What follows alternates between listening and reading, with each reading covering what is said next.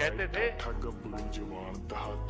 कि कोई सेना का जवान ये कहे कि मैं मृत्यु से डरता नहीं हूं, तो मान लेना या तो वो झूठ बोल रहा है या तो वो मूर्खा है।